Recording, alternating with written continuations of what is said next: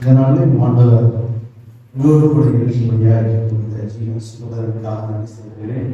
இந்த மட்டும் ஆண்டவர் நம்மோடு கூட அசைவாடினால் இந்த செய்தி வேளையில் நம்மளோடு கூட அசைவாடுபடி தங்களை கூட ஒரு விஷயம் நாம் செவிப்போம். நம்முடைய இயேசுவே உங்கள் நன்றிகளை அவங்க ஏறட்டும். நல்லவர் வல்லவர் நீங்கள் எங்களோடு கூட பேசுகிறோம். அந்த வேளையில நீங்கள் உள்ளத்திலே சார்ந்து கொண்ட வார்த்தைகளை கேட்கிறவர்களாய் மாத்திரமல்ல அதை செய்கிறவர்களாய் மற்றபடி நடக்கிறவர்களாய் அந்த ராஜ்யத்தில் நாங்கள் பங்கு பெற உதவி செய்யுங்க.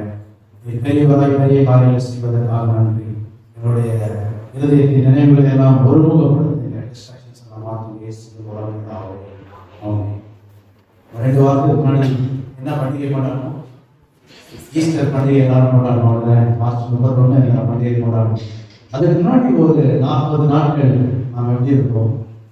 ஒரு மீட்டிங்ஸ் எங்கே பார்த்தாலும் 40 நாள் நம்ம சமையல் என்ன நடத்துனாங்க? ஜெபக்கூட்டம் நடத்தினாங்க. ஒவ்வொரு வீட்லையும் ஜெபக்கூட்டம் நடத்தினாங்க. நடத்திட்டு ஈஸ்டர் கொண்டாடணும். ஈஸ்டர் நல்லா சாப்பிட்டுட்டு நல்ல ஒரு ஏப்பம் போட்டுட்டு அப்படியே மீட்டிங் என்ன செஞ்சிட்டோம்? ஒரு மூடு போடும். அதுக்கப்புறம் மீட்டிங் நடந்தா. ஆனால் அதுக்கப்புறம் ஒரு 40 நாட்கள் நம் வாழ்க்கையில் மிக மிக முக்கியமானது. நம்ம முதல்ல கொண்டாடுறோமோ இல்லையோ, ஈஸ்டர் கழிச்சு 40 நாட்கள் தான் நமக்கு ரொம்ப முக்கியம்.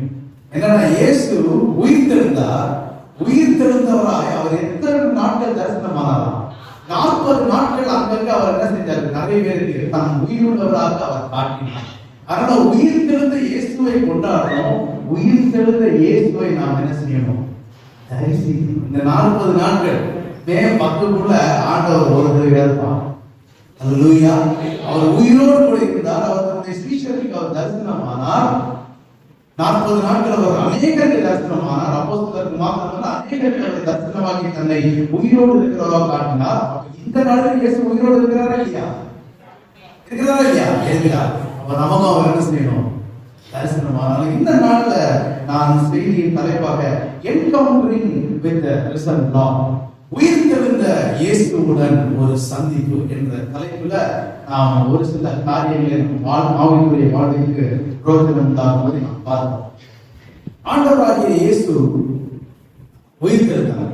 சந்திப்பு சந்திப்பு அப்படின்னு சொல்லி இந்த வார்த்தையை அடிக்கடி நம்ம எங்க பார்ப்போம்? சந்திப்பு எங்க நீங்க பாக்குறீங்க? எங்க பாக்குறீங்க சந்திப்பு? ரயில்வே ஸ்டேஷன்ல பார்ப்போம். என்னது சந்திப்பு அப்படின்னு சொல்லி? ஜங்ஷன்.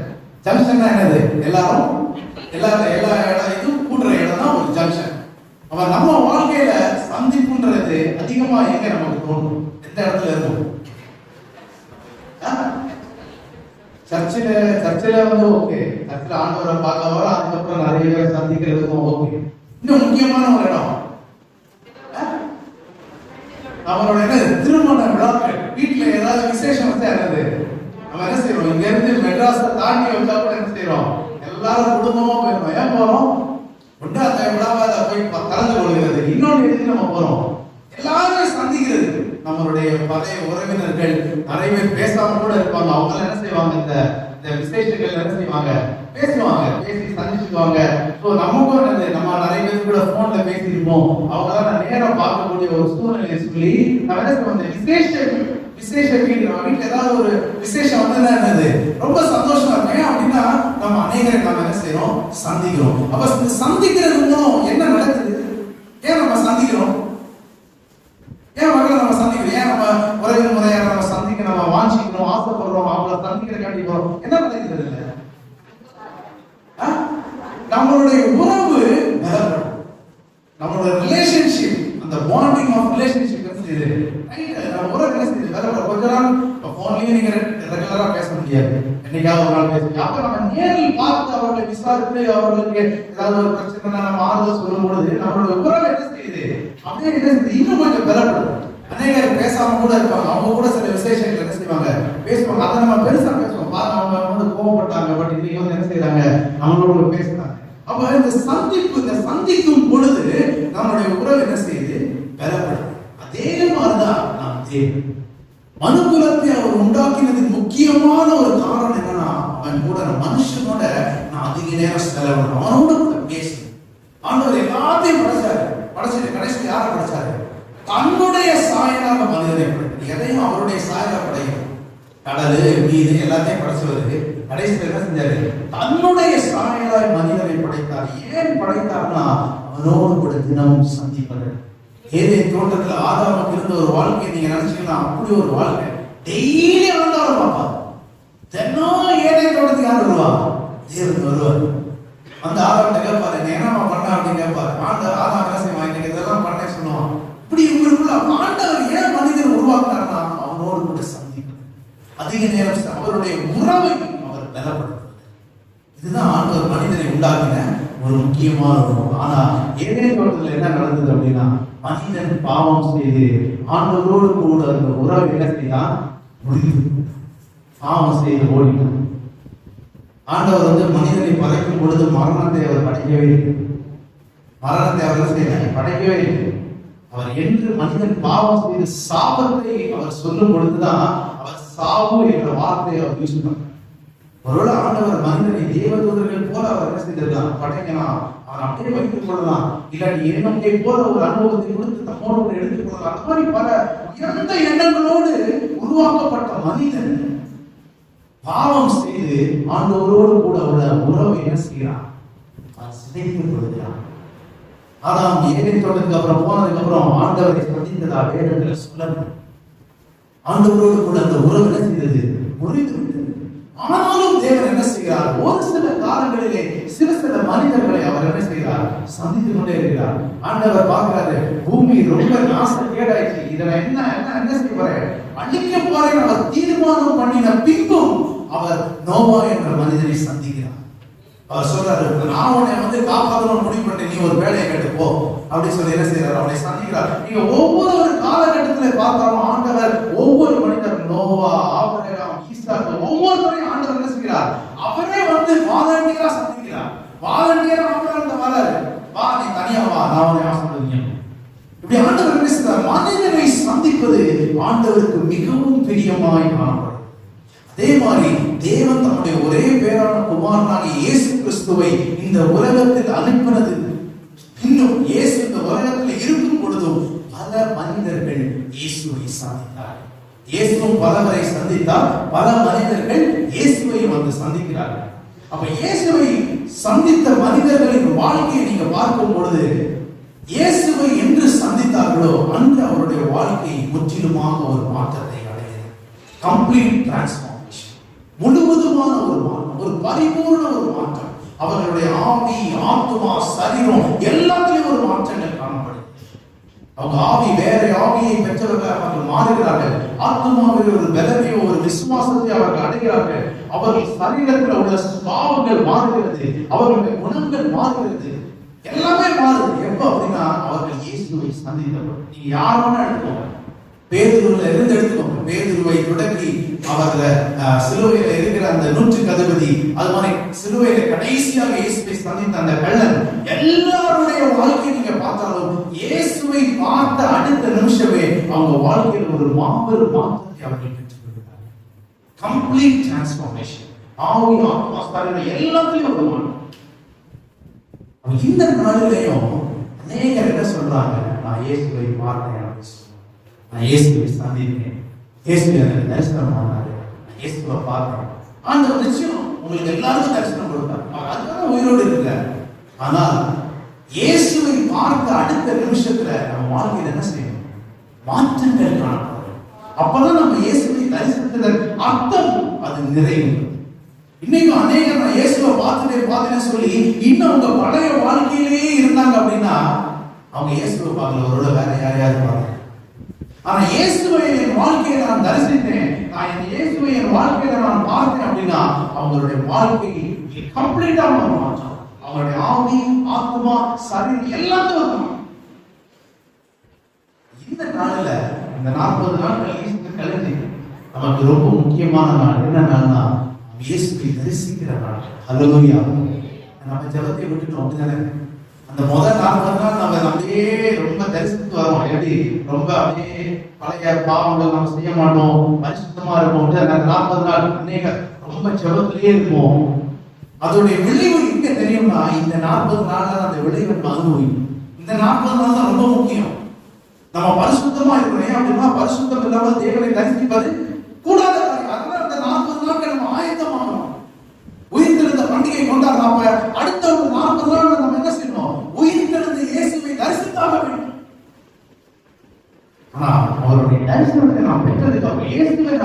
சந்தித்தேன்னு சொன்னதுக்கு அப்புறம் நம்முடைய வாழ்க்கை என்ன செய்யணும்? ஒரு மாற்றம் உண்டாகும். அதுதான் இயேசுவை சந்தித்தது ஒரு நிறைவு, ஒரு அர்த்தம். இந்த நாளிலேயும் அநேகர் இயேசுவை சந்தித்தார்கள். நாம் ஒன்றெண்டு மனிதர்களை நாம் எடுத்துக்கொண்டு இயேசுவை சந்தித்த மனிதர்களை எடுத்துக்கொண்டு அவங்க வாழ்க்கையில என்ன மாற்றங்கள் வந்தது, அவங்க இயேசுவை சந்தித்ததுக்கு அப்புறம் அதை கொஞ்சம் நாம் தியானிக்கலாம். முதலாவது ஒரு மனிதர், லூக்கா எழுதின சுவிசேஷம் 19ஆம் அதிகாரம் 2-8 வரைக்கும் ஒரு மனிதனை பற்றி சொல்லியிருக்கு. யாரை பற்றி சொல்லியிருக்கு? சகேயுவை பற்றி சொல்லியிருக்கு. சகேயு என்ற ஒரு மனிதர் இருந்தா, அவர் குள்ளமான ஒரு மனிதர் இருந்தா, மனிதனாய் இருந்தா, அவர் இயேசுவை சந்தித்ததுக்கு அப்புறம் அவருடைய வாழ்க்கை முற்றிலுமாய் மாறி. இங்க சகேயுவை பற்றி நாம் பார்த்தோம் என்றால், அவர் இயேசுவை எதற்காக சந்திக்கிறார்னா, இயேசு எப்படிப்பட்டவராய் இருக்கிறார்னு பார்க்கிறது தான் அவர் இயேசுவை பார்க்கலாம். அவர் இயேசுவை பற்றி அநேக காரியங்கள் கேள்விப்படுறாரு. இயேசு அற்புதம் செய்தவர், இயேசு நோய்களை குணமாக்குகிறவர் அப்படின்னு சொல்லி இயேசுவை பற்றி பல காரியங்களை கேள்விப்படுகிறார். அப்ப தான் இருந்த ஏரியா பக்கம் இயேசு வாரான்னு சொன்னோம்னா, இவ்வளவு பேருக்கு இந்த இயேசு யாரா, இவர் எப்படிதான் இருக்கிறாரு சொல்லி அவரை பார்க்கிறதுக்காக வாஞ்சியாக இருந்த ஒரு மனிதன் தான் யாரு? சகேயு. இன்னைக்கு நம்ம பல மனிதர்களை பார்க்க வாஞ்சியா இருக்க முடியாது. இந்த தேர்தல் காலங்களில பல தலைவர்கள் அங்கங்க சுத்திக்கிட்டே இருக்காங்க. ஒரு தலைவர் வந்துட்டாருன்னா நாம என்ன செய்யணும்? எனக்கு அப்படி ஒரு வாஞ்சை. நாங்க போன ஒரு 2 வாரத்துக்கு முன்னாடி நான் வீட்டுல இருந்து சும்மா எங்க தெருவில் எங்க ஏரியா ஏரியா கிடையாது, சென்னையில் நாங்க இருக்கிறது. அது ஒரு சின்ன ஏரியா தான். அப்ப அந்த இடத்துல நாங்க சாயந்தரம் லீவு, செவ்வாய்க்கிழமை அந்த தெலுங்கு வருஷம் இப்போ பிள்ளைகள் காலையில இருந்து சரி கூட்டு போறது, சரி பக்கத்துல உள்ள கடையில போய் ஏதாவது வாங்கி கொடுக்குறக்காண்டி நான் டூவீலர் எடுத்துட்டு 2 பிள்ளைகளை வசதிக்கு போனேன். போறப்ப ஒரே கொடியா, ஒரு கட்சி கொடியா கேட்டு, அப்ப என் பையன் கேட்ட எதிர்பார்த்த கொடிகள் கேட்டோம்னா ஏதோ பெரிய தலைவர் வராங்க, இந்த தேர்தல் நடந்துட்டு சொன்னாங்க. அப்ப திடீர்னு நாங்க திருப்பி வரோம், பார்த்தா அந்த தலைவர் வந்தார். அந்த பெரிய தலைவர் யாரு? அவர் வந்தார். வந்து அவர் வேன்ல இருந்து ஓபன் பிரச்சாரம் கொடுத்துருக்காரு. அவன் நான் கொஞ்ச நேரம் பார்த்து, நானும் அவரை முதல் தடவை நான் பார்க்கிறேன்.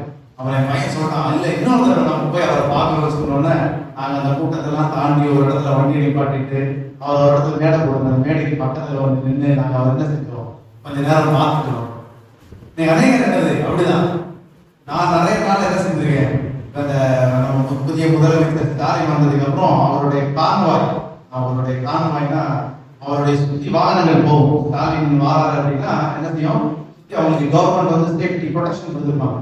அந்த கான்வாய்ல பல மாற்றங்கள் இருக்காங்க. ஏன்னா எல்லாம் ஹையண்ட் காசு. இப்ப நம்ம தலைவர் போறது ரேஞ்ச் ரோவர் இவோன்னு ஒரு சீரிஸ் 2 கோடி வண்டி, அப்படியே அந்த சுற்றிலும் இருக்கிற பல வண்டிகளை அவங்க அப்கிரேட் பண்ணாங்க.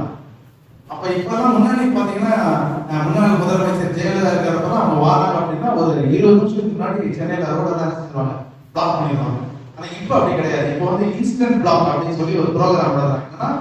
அவர் வர்றதுக்கு ஒரு 3 நிமிஷத்துக்கு முன்னாடி ரோட பிளாக் பண்ணுவாங்க. அவர் போவாரு, உடனே ரோட ஓபன் பண்ணுவாங்க. சென்னையில ஃபுல்லா அவர் அப்படிதான் சுத்திட்டு இருப்பாரு. நல்லா கண்டினியூஸ் பிளாக் பண்ணுவாங்க. அதை எப்படி பண்றாங்க, அப்போ கான்வாய் எப்படி இருக்கு அப்படின்னு பாக்க நான் என்ன செஞ்சோம், நான் எங்க ஆபீஸ்ல இருந்து ஒரு 3-4 பேர் எங்க ஆபீஸ் கொஞ்சம் விட்டா இருக்கு, அதுல இருந்து தள்ளி 3:30 மணிக்கு அவர் அந்த ஏரியா பக்கம் வர சொன்னாங்க. நாங்க 2:30 மணிக்கே போய் காத்திருந்தோம். அப்புறம் 3:20க்கு அந்த கான்வாய் வந்துச்சு. அந்த கான்வாய் அப்ப வந்து நம்ம அவரை கூட பார்க்க முடியாது. கான்வாய்னா அவங்க அப்படியே போவாங்க, வரிசையா வண்டி போயிட்டே இருக்கும். அந்த வண்டியை பார்த்து ரசிச்சுப்போம், திருப்தி எடுத்து ஓடுல புதுசா அந்த கான்வாய் சொல்லிட்டு அப்படி நம்ம. அப்ப சில மனிதர்களை நாம் பார்க்க என்ன செய்வோம், வாஞ்சி ஆசைப்படுறோம். வந்தாங்க என்ன செய்யறது, அவர் பார்க்கறதுக்கு ஆசை வாஞ்சி. அதே மாதிரி அந்த சகேயுவுக்கு இயேசுவை பத்தி அநேக கேள்விப்பட்டிருக்கிறார். இயேசு எப்படிப்பட்டவர் பார்க்கறது அவர் என்ன செய்தாரு, அந்த மரத்து மேலே ஏறி அவர் சின்னதை குள்ளனா இருக்கிறதுனால கொஞ்சம் நல்ல வியூ கிடைக்கணும், கம்ப்ளீட்டா நம்ம இயேசுவை பார்க்கணும்னு சொல்லி அவர் மரத்துக்கு மேலே ஏறி. அப்ப இயேசு அந்த மரத்து பக்கத்துல நின்னோடனே திரும்பி முதல் வார்த்தையிலேயே சகேயு என்ன செஞ்சாரு, ஆபாயிட்டார். என்னன்னா அவர் பேரை சொல்லி விட்டார், சகேயுவே அப்படின்னு. அதுல என்ன செஞ்சாரு, டோட்டல் ஆஃப் சகேயு. அப்ப இங்க சகேயு எப்படியா இருந்தா, ஒரு பாவியா இருந்தான், கந்து வட்டிக்காரன், மக்களிடமிருந்து அநியாயமாக பைசா வாங்குறவன். நீங்க வட்டிக்காரனை பார்த்தா எல்லாம் சந்தோஷமா போறோமா, வட்டி கட் பண்ணிட்டான், அவனுக்கு இன்னும் கொஞ்சம் கூட கொடுப்போம் அப்படின்னு சொல்லுவோமா, பயந்து ஓடுவோம். அப்படிதானே பாதி குடும்பம் இதனால அழிச்சிருக்கு. அப்படிப்பட்ட ஒரு கொடூரமான ஆளு. அப்ப அவனை யாருதான் பிடிக்கும், ஊர்ல எவனுக்குமே பிடிக்காது. அதனால அவனே தனியா என்ன செஞ்சிருக்கான், மரத்து மேலே ஏறி உட்காந்துட்டான். அப்ப ஆண்டவர் ஒரு மனுஷனை பார்க்கிறார், ஒரு பாவியான மனுஷனை பார்க்கிறாருன்னா அவர் இடத்துல வந்து என்ன சொல்லணும், உன் பாவங்கள் உனக்கு மன்னிக்கப்பட்டதுன்னு சொல்லலாம். ஆனா இயேசு ஒரு வித்தியாசமான ஆள். ஒருத்தர் நோயாளியா இருப்பான், அவன்கிட்ட போய் என்ன சொல்லுவாரு? உன் பாவங்கள் உனக்கு மன்னிக்கப்பட்டதுன்னு சொல்லுவாரு.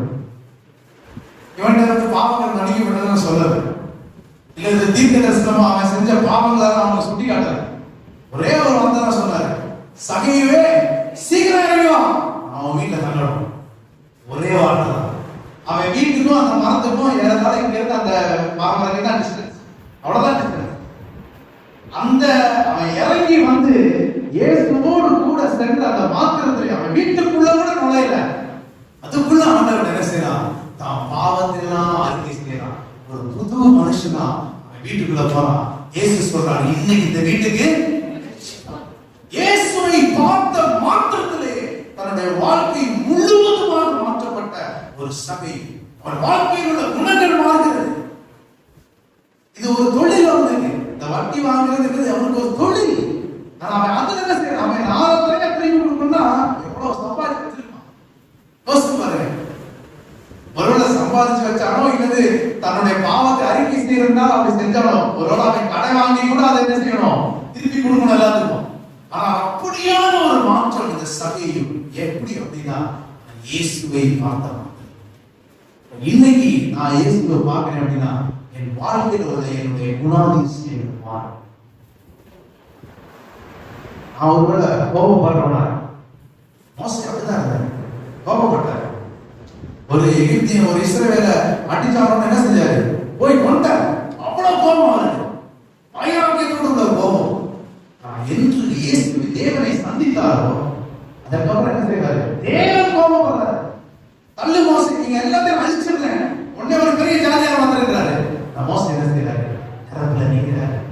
இஸ்ரவேல் ஜனங்களுக்கு அவர் பரிந்து, நீங்க தானே கொண்டு வந்தீங்க, அழிச்சிடாதீங்க. அவருடைய வாழ்க்கையின் குணாதிசயம் முற்றிலுமான ஒரு மாற்றம். கோபம் எங்க போச்சு? அப்படியா ஒரு மாற்றம். இதுதான் ஆண்டவரை பார்க்கும் பொழுது நம் வாழ்க்கை. ஒருவேளை நான் மற்றவர்களை பார்த்து பொறாமையா நினைக்கிறேன், இல்லை என்னைய சிறந்தாலும் நான் பெருமையா நினைக்கிறேன், நான் வேதத்தை கற்று தேர்ந்தவர்கள், எனக்கு தெரியாத ஒண்ணு கிடையாது அப்படின்னு நான் நினைக்கிறேன். இந்த மாதிரிப்பட்ட குணங்கள் நம்மகிட்ட இருக்கும் என்றால் நான் இயேசுவை பார்த்த மாத்திரத்தில் என்னுடைய வாழ்க்கை எப்படி செய்யணும்? எல்லாமே மாறணும், தலைகீழாக சபையை மாறணும். அப்படி உங்க வாழ்க்கை ஒருவேளை மாறினது என்றால் நீங்கள் இயேசுவை பார்த்தீங்க அப்படின்றது அர்த்தம். நீங்க வெளியே போய் வரலாம், இயேசுவை பார்த்தேன்னு சொல்லிட்டு இன்னும் பழையபடி நீங்க இருந்தீங்கன்னா அவங்க நம்ப மாட்டாங்க நீங்க இயேசுவை பார்த்தீங்க. ஆனா அதே மாதிரி இருக்காங்க, இயேசுவை பார்த்தாங்க அப்படின்னு. ஆனா நம்ம வாழ்க்கையில் ஒரு மாற்றங்களை நாம் காட்டும் பொழுது இயேசுவை பார்த்ததன் அர்த்தம் இந்த நாள்ல 40 நாள்ல நாம் என்ன செய்யணும்? முதலாவது இயேசுவை பார்க்க வாஞ்சி ஆண்டவர்கிட்ட கேட்க, உயிர்த்திருந்த நீங்க எனக்கு தரிசனம் கொடுங்க, உங்க முகத்தை நான் பார்க்கலாம். ஆண்டவர்கிட்ட கேளுங்க. ஆனால் இயேசுவை பார்த்ததுக்கு அப்புறம் உங்க வாழ்க்கை எப்படி பார்க்கணும்? குணாதிசயங்கள், உங்க சரீர குணாதிசயம், உங்க குணங்கள், உங்க கேரக்டர்ஸ் மாறும். இரண்டாவது ஒரு மனிதனை நாம் பார்ப்போம். அப்போஸ்தலர் 9ஆம் அதிகாரத்துல ஒரு மனிதனை பற்றி எழுதியிருக்கு. யாரை பற்றி எழுதியிருக்கு? சவுலை பற்றி எழுதியிருக்கு. சவுல் என்ற ஒரு மனிதன் தன் வாழ்க்கையில தனக்கென்று ஒரு குறிக்கோளை வைத்து தன் வாழ்க்கையை நகர்த்தி கொண்டிருந்த ஒரு மனிதன். சவுலோட வாழ்க்கையில குறிக்கோள் என்னவா இருந்தது? என்னவா இருந்தது? இயேசுவை யாரெல்லாம் வணங்குறாங்களோ என்ன செய்யணும்? எல்லாத்தையும் கொலை செய்யணும். அதான் அவனுடைய கோல். அதற்காக பிரதான ஆசாரியர்கிட்ட பெர்மிஷன் வாங்கிட்டு எவ்வளவு தூரம் தாண்டி போறாரு? 300 கிலோமீட்டருக்கு அப்புறம் உள்ள தமஸ்குக்கு போறாரு, அங்க போய் கொண்டுட்டு வரேன் அப்படின்னு. அப்படி பிரயாணப்பட்டு போகும் பொழுது 250 கிலோமீட்டர் தாண்டிட்டாரு. இன்னும் கொஞ்ச நேரம் கழிச்சு தமஸ்கு வந்துடும். அந்த இடத்துல இயேசுவை அவர் சந்திக்கிறார். அந்த இடத்துல சவுல் இயேசுவை சந்திக்கிறார். இயேசுவை சந்தித்த உடனே அவருடைய வாழ்க்கையில் ஒரு மாற்றம் உண்டானது. என்ன மாற்றம் உண்டானதுன்னா அவர் வாழ்க்கையின் நோக்கம் அவருக்கு தெரியும். அதுவரைக்கும் வாழ்க்கையில என்ன நோக்கம் என்று தெரியாமல் தனக்குத்தானே ஒரு நோக்கத்தை வைத்து சுற்றி கொண்டிருந்த சவுலின் வாழ்க்கையில் என்று இயேசுவை அவர் கண்டாரோ அன்று தன் வாழ்க்கையின் அர்த்தத்தை அவர் புரிந்து கொள்ள ஆரம்பித்தார். ஆண்டவர்கிட்ட முதல் கேட்கிறார், நான் என்ன செய்ய நீ சித்தமாய்?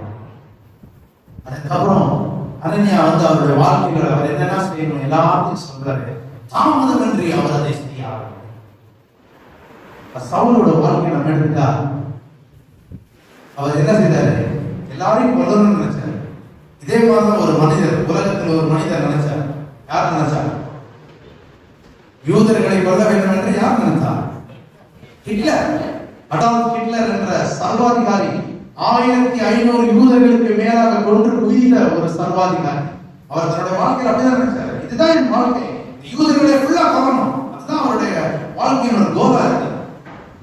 ஆனா நான் கொஞ்ச நாளைக்கு முன்னாடி யூடியூப்ல அவருடைய வாழ்க்கை சரித்திரத்தை நான் படிக்கும் பொழுது ஒரு வாசனை, அப்ப நீங்களும் படிக்கலாம், அது தமிழ்ல தான் போடுங்க. Before 24 hours of Hitler's death அப்படின்னு சொல்லி போட்டுருக்காங்க.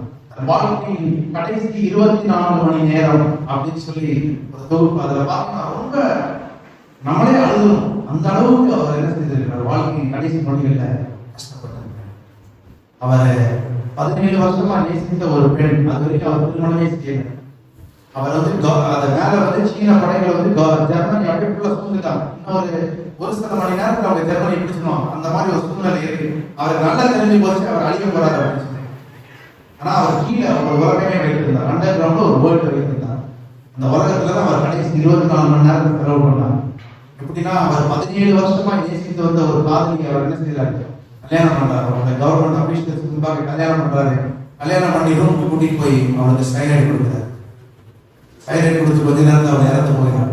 தான் செல்லமா வளர்த்த 4 நாய்க்குட்டிகள் 2க்கு அவர் சைனைட் கொடுக்கிறாரு. 2 கண்ணை வச்சு ஷூட் பண்ணிடுறாரு.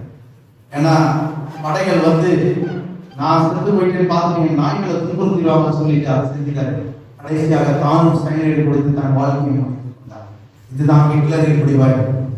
தனக்குத்தானே ஒரு கோல், ஒரு உலகத்தை வைத்து இதுதான் உலகம், இதுதான் நான் செய்யணும். சவுலோட வாழ்க்கையும் இதே மாதிரி முடித்து போயிருக்க வேண்டிய ஒரு வாழ்க்கை. இயேசுவின் பிள்ளைகளை கொல்லணும்னு சொன்ன எந்திரிச்சா எல்லாமே இப்படிதான், அவன் வாழ்க்கை நாசமா போயிடும். இப்படி முடிய வேண்டிய ஒரு வாழ்க்கை. ஆனா பவுல் தன்னுடைய வாழ்க்கையை முடிக்கிறவ சொல்றாரு, நல்ல போராட்டத்தை போராடினேன், ஓட்டத்தை முடித்தேன், விசுவாசத்தை காணும். எப்படி அவரால் சொல்ல முடிந்தார்? இயேசுவை சந்தித்ததுக்கு அப்புறம் தன் வாழ்க்கையில் உள்ள உண்மையான ஒரு நோக்கத்தை அவர் இன்னைக்கு நான் வாழ்றோம். இயேசுவை சந்திக்க நம்ம ஆயத்தமா இருக்கோம். அப்படிதானே? ஒரு பாடல் அதுக்காண்டி நான் படிச்சேன். எக்காலம் தொழிற்சிடு வேலை எப்ப தொழிக்கோ தெரியாது. இன்னைக்கு இப்ப நேரத்தில் கூட தொழிக்கிறோம், நமக்கு தெரியல. ஏன்னா அந்த அடையாளங்கள் எல்லாம் நடந்துட்டே இருக்கு. ஆனால் நம்ம என்ன செய்யணும்? நம் வாழ்க்கையில ஆண்டவர் என்ன சுத்தம் வைத்திருக்கிறார் யாருக்கா தெரியுமா? இதுவரைக்கும் ஆண்டவரை கேட்டிருக்கீங்களா? தெரிஞ்சவங்க ரொம்ப நன்றி, நல்லது. அதை சீக்கிரம் செஞ்சு முடிச்சிருக்கேன். ஏன்னா ரகசிய வருகையில யார் போய் நிற்பானா, கர்த்தருடைய சித்தத்தை அறிந்து அதை செய்தவர்கள் மாத்திரம் தான் ரகசிய வரைக்கும் போவோம். மற்றவங்களாம் போக முடியும். மற்றவங்க ஒருவேளை நீங்க ஆண்டவருக்கு பிரியமா இருந்தா அந்த சித்தத்தை செய்யறவங்க ஆண்டவர்கள் கீழே சொல்லுறாரு. உபத்திர காலத்துல நம்ம கீழே இருக்கணும். சீக்கிரத்துல நம்ம என்ன செய்யணும்? ஆண்டவரை சந்திக்கணும். ஒரு சின்ன ரூமை நான் சொல்றேன். உங்க வீட்டுல ஒரு தோட்டம் இருக்கு. தோட்டத்தை அழகுபடுத்தணும் சொல்லி ஒரு தோட்டக்காரன் நீங்க ஒரு நாள் வேலைக்கு கூப்பிடுறோம். நார்மலா எல்லாரும் கூப்பிடுறாரு. அவன் உங்க வீட்டுக்கு வந்தோம்னா என்ன செய்வான்? வந்தோம்னா ஒரு மொபைல் எடுத்து அவனை எங்க வெட்டி ஏதாவது பண்ணுவானா? வீட்டுக்கு வந்தோம்னா என்ன செய்வான்? வந்தோம்னா உங்களை வந்து பார்ப்பான். பார்த்துட்டு என்ன கேட்பான்? நான் என்ன செய்யணும் சொல்லுங்க அப்படின்னு. அப்ப நீங்க 2-3 வேலையை அவனுக்கு சொல்லுவீங்க. அப்ப அதை களைச்சு வை, அதை வெட்டி வை அப்படின்னு சொல்லுவீங்க. ஒன்னும் அவன் போய் அந்த வேலையெல்லாம் செய்வான். சாயந்தரம் போய் என்ன செய்வீங்க? அவனை பார்ப்பீங்க. பார்த்துட்டு அவன் சொன்ன வேலையெல்லாம் செஞ்சுட்டு அவனுக்கு என்ன செய்வீங்க? சொன்ன சம்பளத்தை கொடுத்துருவீங்க. சொல்லாத வேலையை செஞ்சா என்ன செய்வீங்க? பரவாயில்ல தம்பி, நான் என்ன வேலையெல்லாம் சொன்னேன் அதெல்லாம் நீ செய்யல, நான் சொல்லாத வேலையெல்லாம் செஞ்சிருக்கேன், கூட ஒரு 500 ரூபா கொடுப்பீங்களா? 500 ரூபா பேச எவ்வளவு ரூபா கொடுப்போம்? 100 ரூபா கொடுத்து நாளை ஒழுங்கு அவங்க சொன்ன வேலையெல்லாம் அப்படிதானே செய்வோம். இது ரியாலிட்டி. அப்படிதானே வாழ்க்கையில அடிக்கடி நடக்கிறது. இதே மாதிரிதான் இயேசு இந்த தோட்டத்துக்குள்ள நாம் எல்லாரும் வந்து நல்லா நினைச்சுக்கணும். இயேசு என்ற தோட்டம், அவர் தான் ஓனர். இன்னைக்கு அநேகர் உள்ள வந்தோட தோட்டம் ரொம்ப அழகா இருக்கு, எவ்வளவு செடி இருக்கு அப்படின்னு சொல்லி தோட்டத்தோட அழகையே பார்த்து ரசித்து கொண்டு நிறைய அப்படிதான் இருக்கு. சர்ச்சுக்குள்ள வந்தோம், இந்த சர்ச்சு எப்படி இருக்கு, ஆராதனை நடத்துல எப்படி நடத்தலாம், அந்த அளவுக்கு ஒரு பவர் இருக்க மாதிரி தெரியுது. ஆட்டு பாருங்க, மியூசிக்கே சரியில்லை, அவன் ஒரு இடத்துல பாடுறான். இப்படியே என்ன செய்யணும்? விமர்சிச்சுட்டு கொஞ்ச நேரத்தில் என்ன செய்யணும்? அந்த தோட்டத்துக்கு இந்த பகுதியிலிருந்து அந்த பகுதிக்கு போயிடும். ஒரு சர்ச்சில் இருந்து இன்னொரு சர்ச்சுக்கு. இதை நான் வந்து ஆவணம் சொல்ல, நீங்க போறவங்க இங்க போங்க, ஆனா இதை நீங்க புரிஞ்சுக்கணும். இது ஒரு ஓமை, சரியா? ஒரு இடத்துல இருந்து இன்னொரு. அப்ப நீங்க அநேக தோட்டத்தை அழகு பார்த்து கொண்டிருக்கிறார். சிலவங்க என்ன செய்யணும், தோட்டத்தில் அப்படியே வாரம் உடனே ஒரு மனுஷன் என்ன செஞ்சுட்டு இருக்கான், அவன் ஒரு மம்பட்டி வச்சு ஒரு இடத்துல புரிஞ்சு ஓட்டிட்டு உடனே நம்மளும் என்ன செய்வோம், தோட்டத்துக்குள்ள வந்தாச்சு, அப்ப நீ உன் மம்பட்டி எல்லாரும் கூட நாம வந்து புரிஞ்சு விடுறேன் அப்படின்னு சொல்லி என்ன செய்யறோம், நம்மளும் அவங்க அந்த இடத்துல ரெடிட்டு இருக்கோம். அப்பே நீங்க அதிகாரம் அப்படிதான் தச்சுக்குள்ள வந்துட்டோம்.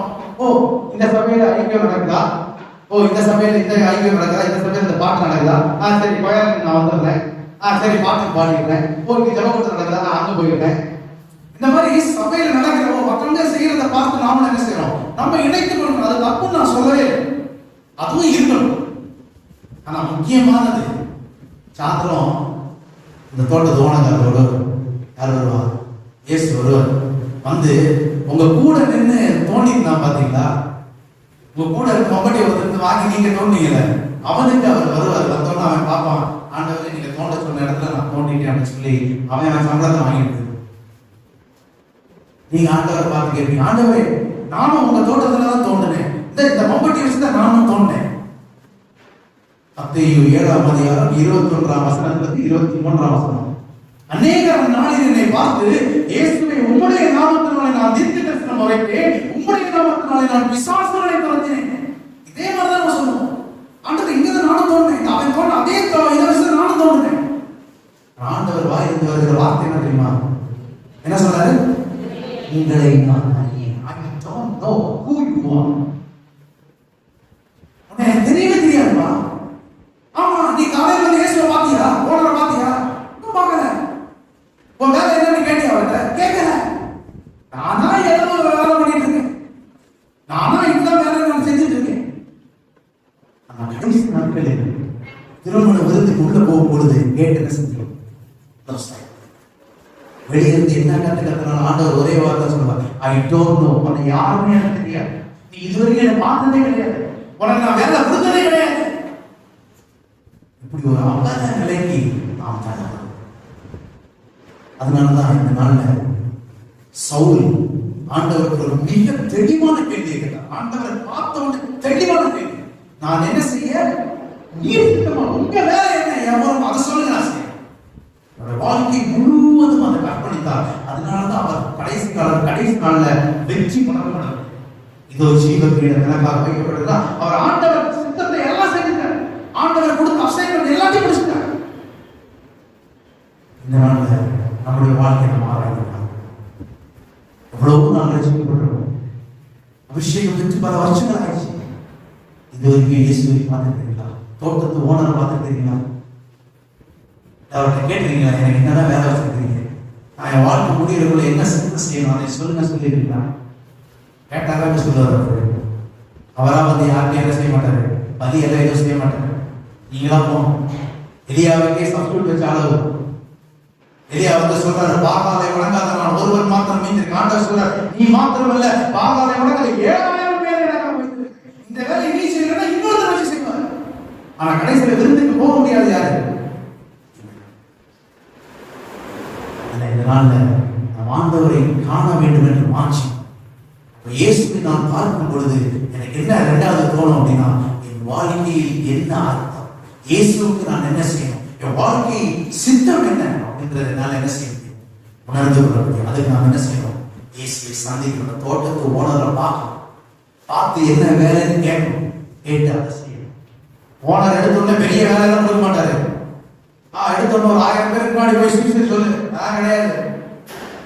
எடுத்தோன்னு ஓனர் சொல்லுவாரு, இந்தா இன்னைக்கு 2 மணி நேரம் ஜோம் பண்ணு சொல்லுவாரு. ஜோம் பண்ணு ஒரு சின்ன வேலையெல்லாம் கொடுப்பாரு. நம்ம எப்படி செய்வோம், எடுத்தோன்னு ஒருத்தரை தெரியாத ஒருத்தரை கொண்டு வந்து வீட்டுல எல்லா வேலையும் நீங்க செஞ்சுருவீங்களா? இல்ல, சின்ன வேலையை கொடுப்பாரு. திடீர்னு அடுத்த ஓனர் சொல்லுவார், இன்னைக்கு நைட்டு சாப்பிடாம ஜோம் பண்ணு சொல்லுவாரு. அன்னைக்கு தான் வீட்டுல என்ன செய்வாங்க, சிக்கன் குழம்பு அப்படியே கரெக்டாக வந்து என்ன செய்யணும், வாயில போடணும் தோணும். ஆனா ஓனர் என்ன சொல்லியிருக்காரு, நீங்க சாப்பிடாம ஜோம் பண்ணிட்டு அந்த வேலையை கொஞ்சம் கொஞ்சமா தான் வைப்பார். திடீர்னு ராத்திரி எழுப்பிடுவாரு, எழுப்பிட்டு ஜோம் பண்ணு, இந்த பிள்ளைக்காக ஜோம் பண்ணு, இந்த நபருக்காக ஜோம் பண்ணு, இந்த தேசத்துக்காக ஜோம் பண்ணு சொல்லுவாரு. இதெல்லாம் கேட்கணும், என்ன ஆண்டவரே சும்மா ஜெபமா செஞ்சுட்டு போறீங்க, என்னைக்கு எடுத்து வெளியே பிரோஜனப்படுத்த போறீங்க, இதுதான் அவன் வாழ்க்கை. அனனியா என்ற ஒரு ஆள் சவுலை உருவாக்கின ஆள் யாரு? அனனியா. அனனியா எப்பவுமே பெருசா சுவிசேஷம் சொல்றதா வேற சொல்லல. ஆனா என்ன செய்து கொண்டிருந்தா? ஜெபம் பண்ணி கொண்டிருந்தா. அவருக்கு கொடுக்கப்பட்ட வேலை அது. அந்த வேலையில ஒரு பிரதானமான வேலை பவுலை உருவாக்குகிற வேலை. அதை செய்து முடித்தான். சின்ன சின்ன வேலையை ஆண்டவர் பண்ண கொடுப்பாரு. யாரையுமே ஆண்டவர் எடுத்து பெருசா யூஸ் பண்ணதே கிடையாது. அவரோட சீஷர் இன்க்ளூடிங் அப்போஸ்தலர் பேதுருவை ஆண்டவர் பார்த்த பாத்திரத்துல வெளியே வந்து 3000 பேருக்கு சுவிசேஷம் சொல்லி ரட்சிக்கப்படல. 3 வருஷம் இயேசுவோடு கூட இருந்தார். பல கேள்விகளை இயேசுவிடம் கேட்ட ஒரு நபர் பேதுரு. இயேசுவே பேதுரு வந்து சாட்சி சொல்லியிருந்தார், இதை உனக்கு நீயா சொல்லல, என் பரலோகத்தில் இருக்க பிதா உனக்கு வெளிப்படுத்தி. அப்படிப்பட்ட ஒரு ஆள் தான் பரிசுத்த ஆவி வந்ததுக்கு அப்புறம் எடுத்து பிரசங்கம் பண்ணாரு. 3000 பேர் ரட்சிக்கலாம். எடுத்துள்ள யாருமே ஆண்டவர் பெரிய ஒரு காரியக்ரமம் கொடுக்க மாட்டார். சின்ன சின்னதா டெஸ்ட் பண்ணி பார்ப்பார், எப்படி கீழ்படுகிற.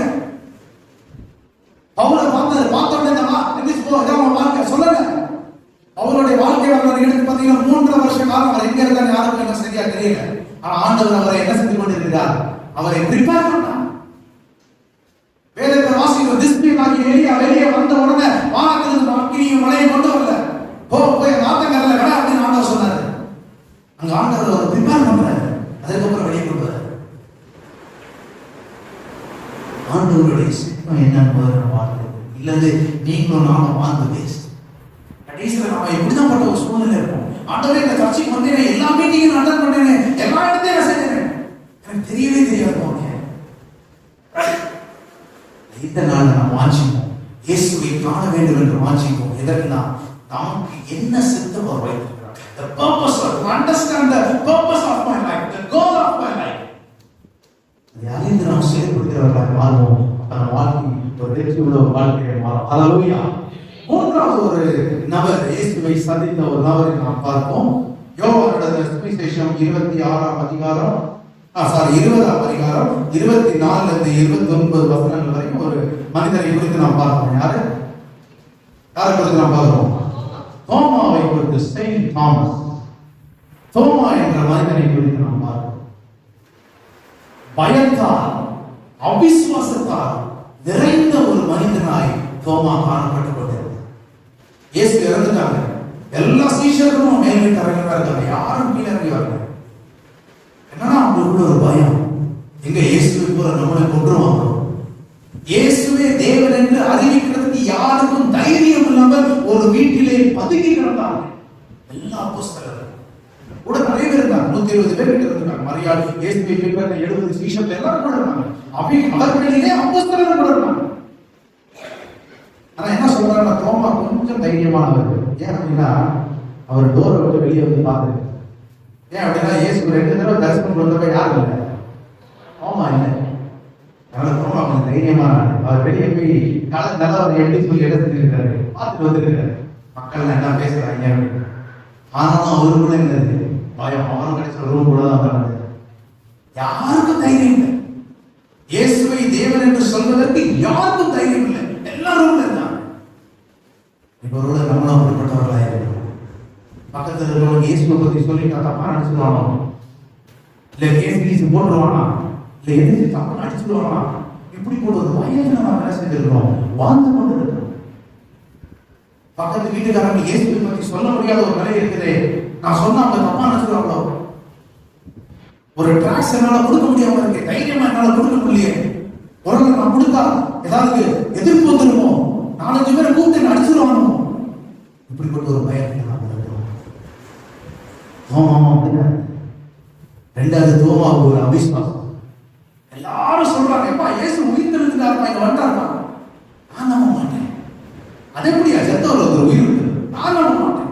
நான் அவரை தொட்டாரோடு என்ன செய்ய முடியாது, நம்ப முடியாது. அவிஸ்வாசம், பயம், அவிஸ்வாசம் நிறைந்த தோமாவாய் மேல் தரையில் பதுங்கி கொண்டிருந்தார். இயேசு பிரத்யட்சமாக தோமாவுக்காக அந்த காட்சியை, அந்த டயலாக் எல்லாமே நீங்க பாத்தீங்கன்னா பர்டிகுலரா தோமா வந்தோட சொல்ற, தோமா நீ வா, அந்த காயத்தை கூட கையை விட்டு பாரு, நான் தான் இயேசு உயிரோடு. இயேசுவை உயிர்த்தெழுந்த இயேசுவை சந்தித்த தோமாவின் வாழ்க்கையில் ஒரு மிகப்பெரிய மாற்றம். அவர் இயேசுவின் உண்மையான சீஷனாய் மாறுகிறான். எந்த இயேசுவை வெளியே கிறிஸ்து என்று சொல்ல பயனாரோ அதே இயேசுவுக்காக கொலைத்தவர் மாண்டு போகிறார். தோமா யாரு? இந்தியாவுக்கு அப்போஸ்தலர் தோமா. சென்னையில் அவர் என்ன செஞ்சாங்க? கிடைக்கல, குத்தி கொண்டாங்க, ஈட்டில குத்தி கொண்டாங்க. இன்னும் அவருடைய நாமம் எல்லாமே சென்னையில் இந்த சென்ட் தாமஸ்ல இருக்கு.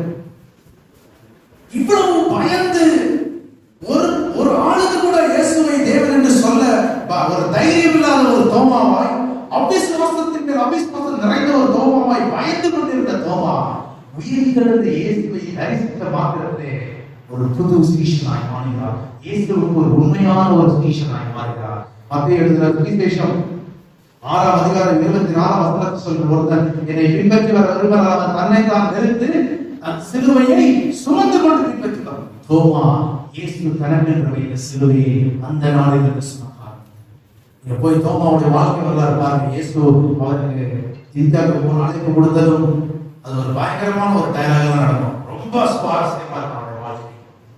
இயேசுக்கு தன் வாழ்க்கையில முழுவதுமாய் அர்ப்பணம் செய்து பல காவல்கள், பல சிறைகள், பல அடிகள் வாங்கி, பல பிரயாணங்கள், பல கஷ்டங்கள், பல சரீர நோய்கள் பெற்று கடைசியாக இந்தியாவுக்கு வந்து தன் உயிரை இயேசுவுக்காக கொடுத்த ஒரு அற்புத ஒரு அப்போஸ்தலர் இந்த தோமா. எப்படி ஒரு வாழ்க்கை இப்படியாய் மாறினது என்றால் இயேசுவை சந்தித்ததுக்கு அப்புறம் அவருடைய வாழ்க்கை ஒரு தலைகீழாய் மாறினார். இயேசுவுக்கு உண்மையான ஒரு சீஷனாய் மாறினார். அது வரைக்கும் பயந்து போய் உட்கார்ந்தார். இயேசுவை தேவனை வெளியே சொல்ல தைரியம் இல்லை. கவர்மெண்ட் இப்படி இருக்கு, வெளியெல்லாம் கவர்மெண்ட் சாதகமா கேட்க சொல்ற நம்மளே உள்ள போட்டுருவோம். இப்படி ஒரு கலக்கத்தில் அவர் இருந்தார். என்று இயேசுவை சந்தித்தார், என்று உயிர் தெழுந்த இயேசுவை அவர் சந்தித்தார். அவருக்குள்ள ஒரு தைரியம் வந்துச்சு. இயேசுக்காக சாவோ ரெடியாக சொல்லி ஒரு சீஷனாய் மாறினார். கடைசி வரைக்கும் ஒரு உண்மையான ஒரு சீஷனாய் மாறினார். தன் வாழ்க்கையை ஒரு அர்த்தமுள்ள ஒரு வாழ்க்கையாக முடித்துக் கொண்டார். இயேசுவை கண்டதன் அர்த்தத்தை, பூரணத்தை வாழ்க்கையை வெளிப்படுத்தினார். இந்த நாள்ல உயிர்த்தெழுந்த இயேசு நமக்கும் தரிசனமாக வளர்ந்தவர். அல்லேலூயா. ஒரு உடன்படிக்கையை நாம் செய்கிறோம். மாசம் ஒரு உடன்படிக்கை செய்கிறோம். எதன் மூலமா உடன்படிக்கை செய்கிறோம்?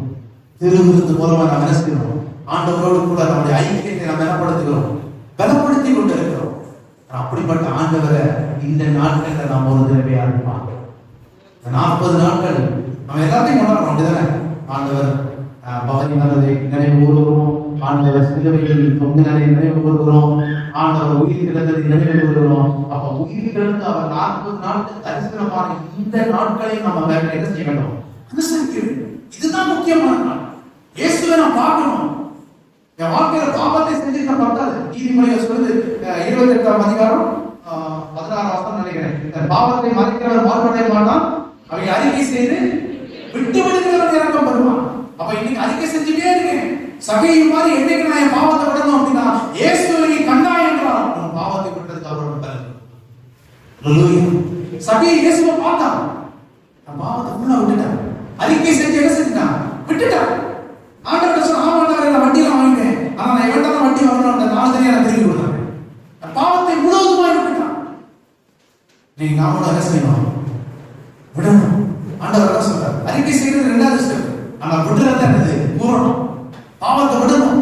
எப்படி விட முடியும்? எப்படி விடணும்? இயேசுவை ஒரு வாழ்க்கையில் இயேசுவை தரிசித்தா என்றால் இந்த பாவத்தை விடக்கூடிய வேலை கர்த்தர் கொடுத்தார். உயிர்த்தெழுந்த இயேசுவை எல்லாருக்கும் தரிசனமாக அவர் ரெடியா. அல்லேலூயா. அவர் ஆயத்தமாக தரிசனம் கொடுத்தார். கொடுக்காம சீஷர்களுக்கு கொடுத்தார், சீஷர் அல்லாதவர்களுக்கு கொடுத்தார். முதல்ல யாரு கொடுத்தார்? தரிசனமான முதல் யாரு தரிசனம்? மகதலேனா மரியாள். அவங்க ஒரு அப்போஸ்தலர் கிடையாது, அவங்க இயேசுவுக்கு பின்சென்ற ஒரு சீஷியா. அவங்க தான் முதல் தரிசனம், உயிர்த்தெழுந்த தரிசனம். அதனால எல்லாருக்கும் ஆண்டவர் தரிசனம் கொடுப்பார். பாஸ்டர் தான் இயேசுவை பார்க்க முடியும், தீர்க்க தரிசனம் அப்படியெல்லாம் கிடையாது. மாம்சமான யாவர் மேலும் என் ஆவியை ஊற்றுவேன். ஒரு வாலிபர் என்ன செய்வாங்க? சொப்பனங்களை தரிசனம் காண்பாங்க. இதான் புதிய ஏற்பாடுக்கா? வாலிபர்கள் என்ன செய்யணும்?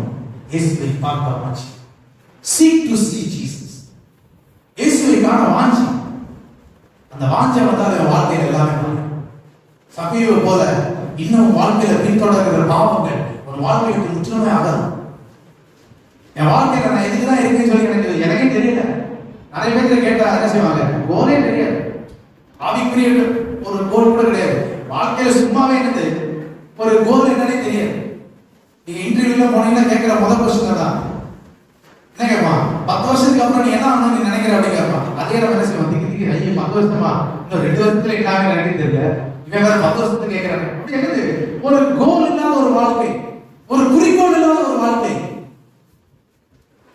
சவுலை போல தனக்கென்று ஒரு குறிக்கோள், 2 வருஷத்துல நான் என்னதான் பண்ணிட்டு செட்டில் ஆயிடுறேன், நம்மளே ஒரு கோல் போட்டு அதுக்குள்ளே நம்ம சுத்திட்டு நான் இயேசுவை நீங்கள் பார்த்தீர்கள் என்றால் வாழ்க்கையில் உள்ள குறிக்கோளை அவர் நம்மளுக்கு தெரியப்படுத்துவார்.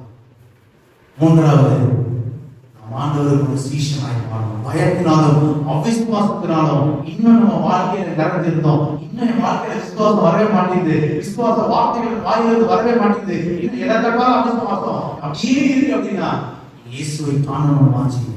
அவரை பார்த்தீங்கன்னா உங்க வாழ்க்கையின் விசுவாசம் உள்ளதாகவும் தைரியம் உள்ளதாகவும் இயேசுவின் சிலுவை எடுத்து அவர் பின்னே போகிற ஒரு சீஷனாகவும் மாற்றார். இதற்கெல்லாம் அப்பாற்பட்டு நீங்க நமக்கு டெய்லி என்ன தேவைகள் வந்து கொண்டே இருக்கிறது, அநேக தேவைகள், உலக தேவைகள், எல்லா தேவைகளையும் நீங்க இயேசுவிட்ட வந்தீங்கன்னா, இயேசுவை நீங்க பார்த்தீங்கன்னா அவர் உங்கள் தேவைகள் எல்லாம் என்ன செய்வார். இயேசு இந்த உலகத்துல உயிரோடு இருக்கும் பொழுது அநேக பல தேவைகள் உருட்டார், சப்பானிகள், உண்மையர், இன்னும் காரணம் அநேக, என் மகன் இறந்துட்டா, என் மகன் வியாதியா இருக்கா, எல்லாரும் இயேசுவை பார்க்க வந்தாங்க. பார்த்து எல்லாரையும் என்ன பண்ணாரு, யாரையும் அவர் எதுவும் சொல்லல, யூதர் அல்லாதவர்களையும் அவர் என்ன செய்தாரு, குணப்படுத்தினார். இயேசுவின் அன்பு அப்படியே போடுது. கிரேக்க ஸ்திரீ உங்களுக்கு நல்லா தெரியும், அப்படிதானே, எஜமான இதெல்லாம் ஆண்டவர் ஓப்பனா சொன்னாரு, நீ யூதர் கிடையாது, உன்னால சோப்பத்த முடியாது, ஆனா அவர் கெஞ்சிரா, ஆண்டவர் என்ன செய்வார், போ விசுவாசத்தினுடைய ஆகிறது அப்படியே அவருடைய அன்பு. அதனால இயேசுவிற்கு எந்த தேவை உங்க வாழ்க்கையில் இந்த தேவை என்னால சந்திக்க முடியாது, இந்த நோய் என்னால குணப்படுத்த முடியாது, டாக்டர்கள் சொல்லிட்டாங்க, கவலைப்படாது, இயேசுவை காண வேண்டும் என்று வாஞ்சி எல்லா தேவைகளையும் ஆண்டவர் பூர்த்தி செய்யும். எல்லா நோய்களையும் ஆண்டவர் வாழ்க்கையில நீக்குவோம். ஆவிக்குரிய காரியங்கள் மட்டுமல்ல, உலக காரியத்துக்கு நம்ம எல்லா காரியத்தையும் வசிக்கணும். அதனாலதான் ஆண்டவர் சொல்றாரு, முதலாவது ராஜ்யத்தை தேட, அப்பொழுது எல்லாத்தையும் கொடுப்பேன். எல்லாத்தையும் செஞ்ச பேதுரு ஆண்டவருக்கு எல்லாத்தையும் விட்டு என்ன கொடுப்பீங்க, எல்லாத்தையும் கொடுப்பேன். அல்லேலூயா. நான் ஒரே ஒரு காரியம், இயேசுவை காண வேண்டும் என்று நான் வாஞ்சி. I want to see Jesus. இதுதான் காரியம், அதுதான் முக்கியம். இயேசுவை காண வேண்டும் என்று வாஞ்சி. இந்த 40 நாட்கள் அதுதான். மே 10ஆம் தேதி வரைக்கும் டைம் இருக்கு. இந்த நாள்ல நீங்க இயேசுவை கேளுங்க, ஜெபம் பண்ற கொஞ்ச நேரம் ஒதுக்குங்க, இயேசுவின் ஜெபத்தை யாரும் பார்க்கணும், அவருடைய முகத்தை நான் ஒரு தடவையாவது பார்க்கணும். என் ஓனர் அவர் தான் உங்களை கல்யாணம் பண்ண போறாரு, மணவாள திருமண வீட்டில் யாருக்கு போறாரு, இயேசு தான் பத்திரம் கொடுக்க போறாரு, அவரை நான் ஒரு தடவையாவது பார்க்கணும். கேளுங்க, ஆண்டவர் நிச்சயமான தரிசனத்தை கொடுப்பார். ஆனால் அந்த தரிசனத்தை பெற்றதுக்கு அப்புறம் வாழ்க்கையில் உள்ள குருட்டாட்டம் மாறும், ஒரு குறிக்கோள், ஆண்டவருடைய சித்தங்கள் வெளிப்படும். இரண்டாவது, உங்கள் அவிசுவாசம், உங்கள் பயங்கள் எல்லாம் மாறும். மூன்றாவது, நீங்கள் பாவ வாழ்க்கையை விட்டு ஆண்டவருக்கு என்று சீஷனாய் மாறும். எல்லாரும் கண்களை மூடி ஆண்டவரை நோக்கி பார்ப்பார். ஆண்டவருக்கு நீங்க உங்களையே அறிக்கை செய்யுங்க, ஆண்டவரே உயிர்த்தெழுந்த இயேசு, ஒரு உயிர்த்தெழுந்த ஒரு தேவனாக இருந்தார். உயிர்த்தெழுந்த தேவன் அநேகருக்கு காட்சி கொடுத்தார். இயேசுவை பார்த்த அனைவரும் வாழ்க்கையில் ஒரு மாறுதலை பெற்றுக்கிறார். எல்லாத்துக்கும் ஒரு மாற்றம், உன் ஆவியில் ஒரு மாற்றம், உன் ஆத்மாவில் ஒரு மாற்றம், சரீரம் ஒரு மாற்றம், உன் சுபாவங்கள் மாறும், குணாதிசயங்கள் மாறும், எல்லாத்தையும் ஒரு மாற்றம். இயேசுவை நான் பார்த்துட்டே சொல்லிட்டு நீங்க அதே வாழ்க்கையா இருந்தா நீங்க இயேசுவை பார்க்கல. வாழ்க்கையில் ஒரு மாற்றம், ஒரு குறிக்கோள் தெரியும். இயேசு இதற்காகத்தான் என்னை ரட்சிக்கப்பட வைத்திருக்கிறார், இதற்காகத்தான் எனக்கு அபிஷேகத்தை கொடுத்திருக்கிறார், இதற்காகத்தான் இந்த சபையை வைத்திருக்கிறார் என்ற நோக்கம் எனக்கு தெரியும். அந்த சித்தத்தை முடித்து நீங்கள் இயேசுவை மத்திய வாகனத்தில் போய் அவரோடு கூட நித்திய கால பயணம் செய்ய வேண்டும். இதற்காக ஆண்டவரை அழைக்கிறேன். இந்த நாள் ஆண்டவரை கேளுங்க, ஆண்டவரே முழுவதுமாக அர்ப்பணிக்கிறேன். ஆண்டவரை உம்மை பார்த்த சகையையும் தன் பாவ வாழ்க்கையை விட்டு முழுவதுமாக மாறினார். தன் பாவத்தை அறிக்கை செய்து அதை முற்றிலுமாக விட்ட ஒரு புது மனிதனாக மாறுகிறார், ஒரு புது சிருஷ்டியாகினார், பழையவைகள் ஒழித்து போயின, எல்லாம் புதிதாக என்ன சொல்ல ஒரு புது காரியமாய் அவர் எல்லாமே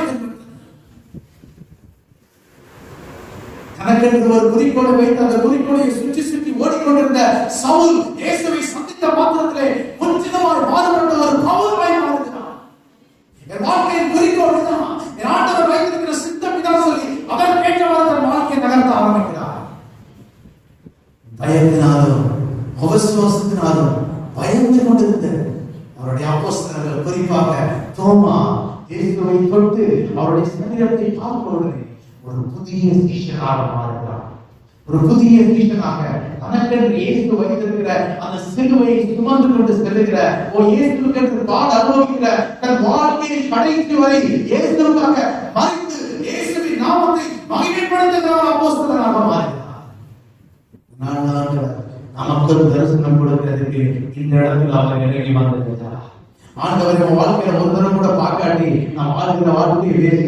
ஆண்டவர்கிட்ட கேளுங்க, அவர் எல்லாருக்கும் தரிசனம் கொடுப்பார். கேளுங்கள், அப்பொழுது கொடுக்கப்பட்டிருக்கார். ஒருவருக்கு இதுவரைக்கும் நான் இதெல்லாம் கேட்டதே இல்லை, ஜபத்துல இதுவரைக்கும் இந்த காரியங்களை நான் வாஞ்சித்ததே இல்லை, இயேசுவை பார்க்கணும் சொல்லுங்க, ஒரு தடவை கேட்கல. இந்த நாளுக்கு நீங்க கேளுங்க, இந்த 40 நாட்கள் முடியும் முன்பாக ஒரு தடவையாவது என் இயேசுவை நான் காண வேண்டும் என்று உன் இதய கர்த்தரும் வாஞ்சியை நிறைவேற்றுவார். இயேசுவை பார்த்து நீங்கள் எல்லாரும் ஒரு புது சிருஷ்டியாய் மாறலாம். நம் ஆண்டவருக்கு என்று மகிமைப்படுகிறவர்களால் நம்முடைய வாழ்க்கை ஒரு அர்த்தமற்ற ஒரு வாழ்க்கையை முடித்துள்ளார்கள். அர்த்தமுள்ள ஒரு வாழ்க்கை வாழ்வதற்கான ஒரு வாழ்க்கை ஆண்டவரை மாற்றுவார். எல்லாரும் ஆண்டவரை நிலைக்காக சொல்லி நாமே அர்ப்பணிக்கிறவர்களாய் நாம்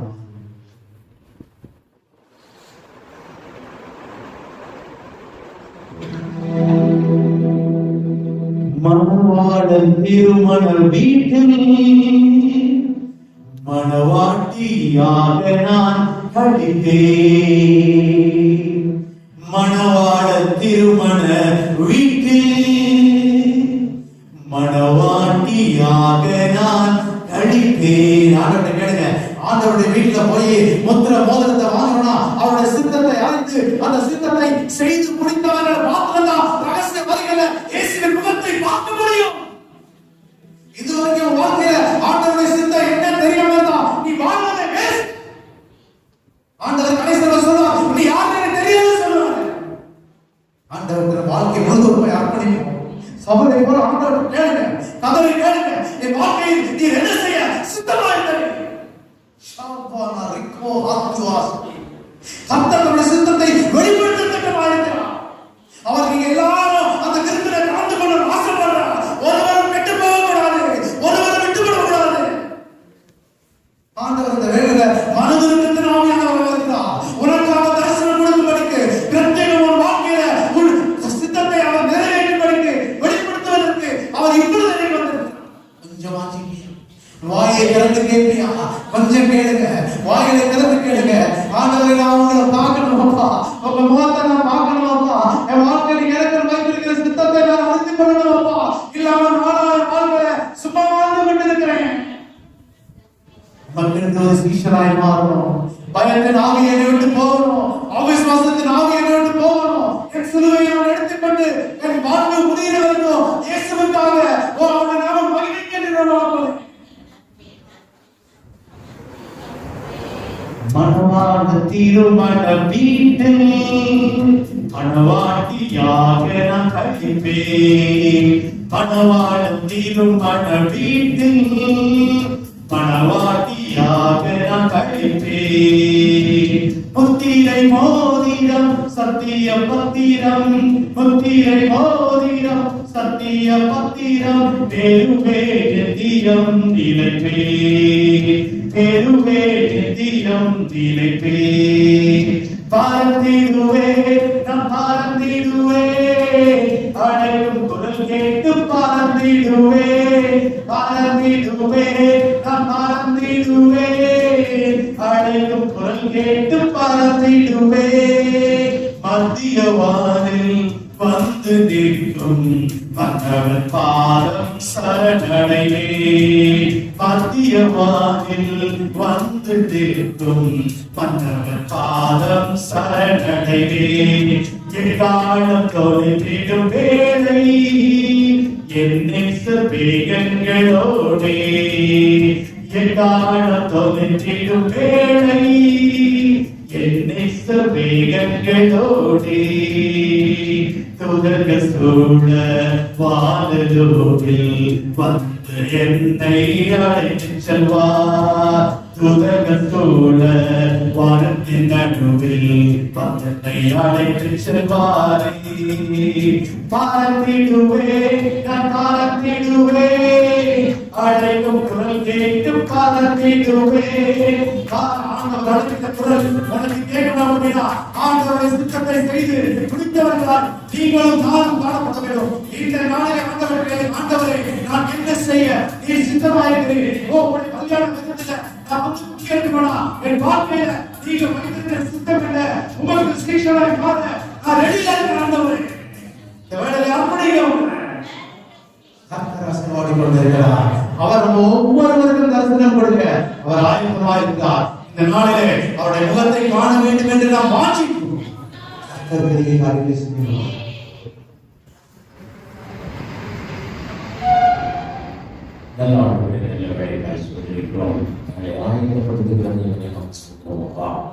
சித்தத்தை அறிந்து கொள்ளும்படியான கிருபை பிள்ளைகளுக்கு தாங்க, சந்திக்கும்படியான வாக்கியத்தை தாங்க. அவர்களோடு கூட வருகிற நாட்களிலே நீங்கள் இடைபடும்படியாக இயேசுவின் நாமத்திலே நாங்கள் செபிக்கிறோம். கொஞ்சம் அன்பி ஆண்டவரத்தை வாயை திறந்து ஆண்டவரை நீங்கள் சந்திங்க, எங்களோடு கூட வந்து இடைபடுங்க சுவாமி. ஆண்டவரை எங்களுக்கு போதித்து நடத்துவேன்னு சொல்லி வாக்கு கொடுத்ததில்லை. எங்கள் ஒருவரோடு கூட ஆண்டவரை இடைப்பட்டு நடத்துங்க. ஒரு சித்தத்தை செய்கிறவர்களாம், உடைய திட்டத்தில் பங்கு கொள்ளுகிறவர்களாய், உடைய ராஜ்யம் நடக்கும் பணியிலே ஆண்டவரை நாங்களும் கூட ஆண்டவரை பங்கு பெறுகிறவர்களாய் ஒருவரை மாற்றுங்க.